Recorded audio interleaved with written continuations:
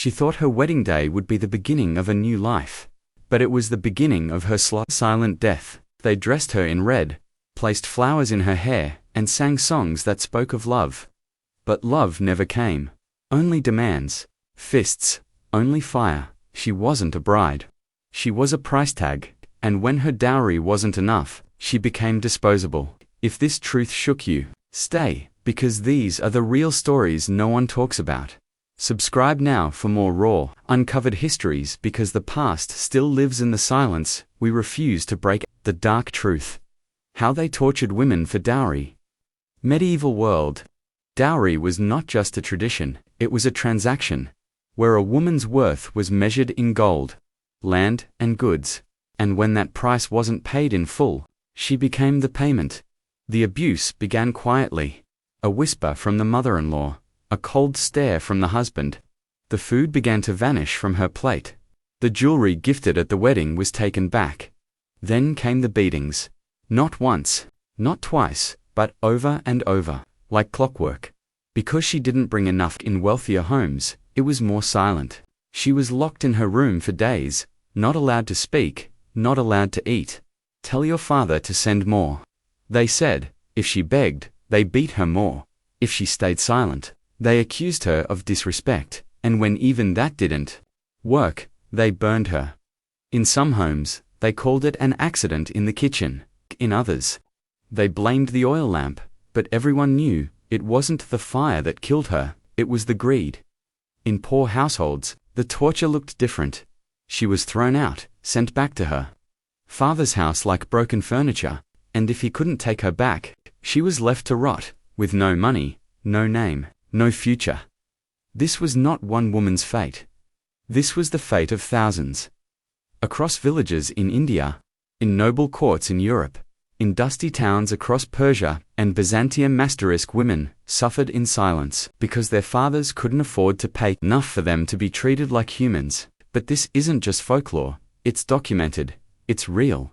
And in part 2, we'll uncover the actual stories, real names, real women, real pain, stories hidden beneath royal weddings, temple stones, and forgotten poems. Stay with me, because silence is how this cruelty survived, and it's time we end that silence. She wasn't a myth, she had a name, she lived, and then she was erased. But not completely. Let's begin with Florence, Italy, 14th century. Here, marriages were a contract signed with ink, sealed with gold.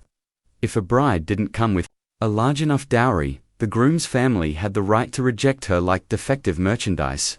And even after marriage, if the promised dowry wasn't paid in full, the bride could be abused, discarded, or worse, shut away in silence.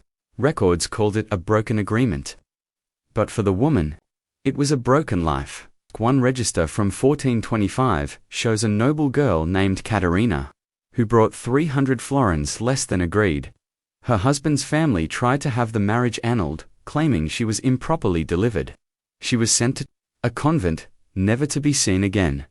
Not for religion, but because her father couldn't pay. Christine de Pizan, the first female professional writer in France, wrote about this pain in the 15th century. She didn't write fiction, she wrote truths. In her book, The Book of the City of Ladies, she reveals how dowries turned women into property. She warned that even wealthy girls were treated like burdens if their dowries weren't large enough. She wrote, "A woman may have virtue, beauty, and grace, but without gold, she is worthless in the eyes of men." Christine saw it. She lived in it. And she tried to stop it with words instead of swords. But it wasn't just Europe. Let's go further east. To medieval India, the practice was ancient. Dowry was called stridhan, meant to be the woman's personal wealth, but over time, it became her price, and the price kept rising. In many cases, if the husband's family wasn't satisfied, they made her life a living hell. In Rajasthan, some Rajput families demanded horses, weapons, even land as dowry. If the bride's family failed, the consequences were brutal. One record from 1586 tells of a girl named Meera, just 16, married into a noble house, but her father couldn't afford the second installment of gold. She was beaten, her jewelry stripped, and finally pushed into a well, disguised as an accidental fall. The village whispered, but no one spoke. Because they all knew she was killed for what her family didn't have. In Mughal India, some noble families even kept lists, how much each bride brought, how much more they expected. A young woman named Parveen, married into a wealthy household in Lahore, was burned to death within a year. Her story made it into local records, not because they cared, but because her father complained publicly. He begged for justice. None came. Her death was filed as a hearth incident, and this wasn't rare. These were just the stories that made it into ink. How many others vanished in fire, in silence, in shame? They were punished for being poor, for being women, for being born in a world that made love conditional on gold. But this planet didn't just destroy women, it crushed generations. It made fathers beg, mothers weep, sisters hide their faces. And still, it was called tradition. They burned her body, but they couldn't burn her memory.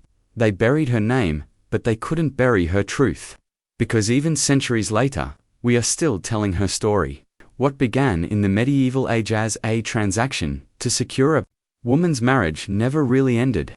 The fire just changed shape. It no longer flickers in the kitchens of stone-built castles.